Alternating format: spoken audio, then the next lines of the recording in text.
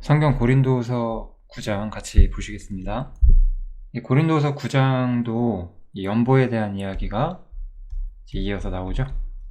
좀 간결한 이야기들이 나오기 때문에 좀 편하게 살펴보시면 될 것 같아요. 이 연보에서 우리가 알아야 되는 첫 번째는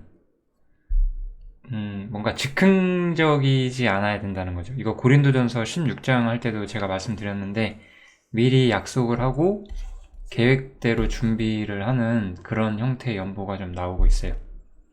그래서 바울 사도가 마게도냐 교회에게 이 마케도니아 교회랑 그 고린도 교회 이 두 교회가 나오는데 이 고린도 교회가 그 이스라엘이 아니라 아테네 입구 쪽에 있어요. 그 아시아에서 이렇게 유럽으로 넘어가는 길에 그 그리스가 있는데 그 그리스 입구 쪽에 이제 아테네가 있고 그 북쪽으로 해서 마케도니아가 있는데 그래서 마케도니아가 이렇게 좀 거리상으로 꽤 멀진 않거든요. 그래서 어느 정도 좀 근접해 있는 교회였는데 그 마케도니아 교인들한테 가서 고린도 교인들이 이렇게 예비하고 준비하고 있다라고 자랑을 하는 거죠. 이런 건 자랑거리죠. 우리 저쪽에는 형제님들이 이렇게 잘 살고 있고 이렇게 하고 있다. 이런 얘기는 얼마나 좀 귀중한 얘기잖아요. 그래서 그렇게 자랑을 했어요. 이 형제를 자랑하는 거죠. 이 얼마나 귀한 얘기예요. 형제를 자랑한다는 것이. 우리가 우리 자신을 자랑하면 안 되고 우리 형제들을 자랑해야죠. 참 이렇게 제가 이렇게 여러 가지 성경을 말할 때 참 자주 말씀드리지만 우리의 신앙이 성장할수록 우리의 마음은 형제들을 향하게 되어 있어요. 이것은 언제나 진리고 그래서 바울 사도는 이렇게 고린도 교회가 잘하고 있다라고 마케도니아 교회에 자랑을 했고 그러한 열심이 또 마케도니아 사람들을 또 이제 격동시켰다라고 이야기를 하는 거죠. 그래서 너희를 위한 우리의 자랑이 그래서 바울이 이렇게 자랑했는데 이것이 헛되지 않도록 계획대로 준비를 잘 마치라고 첫 번째 권면을 하고 있어요. 좀 모든 성경을 하나하나 본다기보다는 좀 맥락상 중요한 것들만 추려놨는데 그래서 약속한 연보를 미리 준비하도록 권면하는 것이 필요한 줄 생각하였다. 이게 앞에도 나왔죠? 이렇게 준비하여야 이건 이제 앞에 거랑 사실 연결되는 이야기인데 이렇게 준비하여야 참 연보다운 것이고 억지가 아니다 라고 이야기를 하는 거죠. 그래서 억지로 하지 않는 연보에 대해서 이야기를 해주고 있어요. 우리가 형제를 돕는 일은 결코 억지로 되어서는 안 되겠죠. 그래서 자원하는 마음으로 기쁨을 가지고 하라라고 바울 사도가 이야기를 해주고 있습니다. 그리고 나서 이제 좀 연보의 어떤 유익함에 대해서 뭐 꼭 유익함이라기보다는 연보의 어떤 여러 가지 원칙들에 대해서 알아야 할 부분들을 3가지 정도 알려주는데 첫 번째는 이 심은 대로 거둔다는 원리죠. 이건 굉장히 중요한 원리죠. 성경은 항상 하나님께서는 우리가 심은 대로 거둔다고 말을 해요. 우리가 모든 것을 완벽하게 살지 못해요. 인간은 불완전하고 약하고 그렇지만 사실 우린 그건 말할 수 있어요. 내가 무엇을 심고 살고 있는지 내가 무엇을 원하는 삶을 살고 있는지는 알잖아요. 영원한 것을 위해 심으며 살고 있는지 아니면 이 땅의 작은 것들을 위해서 살고 있는지 우리는 알잖아요. 그러한 원리를 연보 쪽으로 약간 좀 확장을 시켜서 그 적게 심는 자는 적게 거두고 많이 심는 자는 많이 거둔다는 이 원칙을 적용을 하는 거예요. 그래서 각각 마음에 정한 대로 할 것이요 인색함으로 하지 말고 억지로 하지 말라고. 왜냐하면 하나님께서는 즐겨내는 자를 사랑하시기 때문이다. 이것은 우리가 연보도 어쨌든 이웃을 형제를 돕는 거긴 하지만 어쨌든 하나님께 드리는 거기 때문에 그 드린 만큼 심은 만큼 거두게 된다라고 말을 하죠. 여기서 오해하지 말아야 되는 거 하나. 이런 것까지 우리 형제님들이 모르실 거라고 생각은 제가 안 하는데, 이게 참 정말 우리 시대에 어리석은 것이, 우리가 헌금을 하거나 무언가를 하면은 내가 복을 받을 거라고 생각을 하는 거예요. 이 땅에서. 이런 거 아니죠. 우리가 이 땅에서 심은 것들은 땅에서 우리가 심고 하늘에서 거두는 거예요. 이것을 절대로 헷갈리시면 안 돼요. 적게 심는 자는 적게 거두고 많이 심는 자는 많이 거두는 거는 이 땅에서도 적용되는 원리지만, 바울 사도가 이 영적인 문제를 이야기할 때는 땅에서 심고 하늘에서 거두는 이야기를 하고 있는 거예요.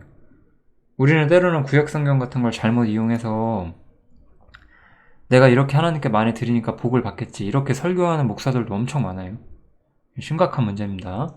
심은 대로 거둔다는 원칙에 대해서, 이것은 땅에서 우리가 심고 땅에서 우리가 우리를 허비하고 형제들을 있는 힘껏 돕고 그렇게 심었던 것들이 하늘에서 우리에게 복이 된다라고 이야기를 해주고 있고, 두 번째는 이 연보는 의의 열매를 맺는 일이다, 이게 나오죠. 기록한 바 저가 흩어 가난한 자들에게 주었으니 그의 의가 영원토록 있느니라 함과 같으니라. 이게 시편이죠. 시편에 있는 말씀을 인용해서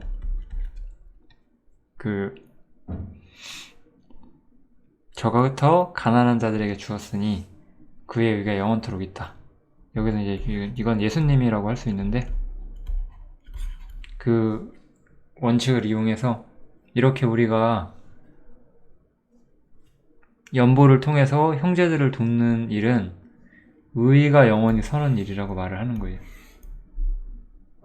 그래서 심는 자에게 씨와 먹을 양식을 주시는 이가 하나님이시잖아요. 하나님께서 너희 심을 것을 주사 풍성하게 하시고 너희 의의 열매를 더하게 하시리니, 이렇게 말을 하고 있죠.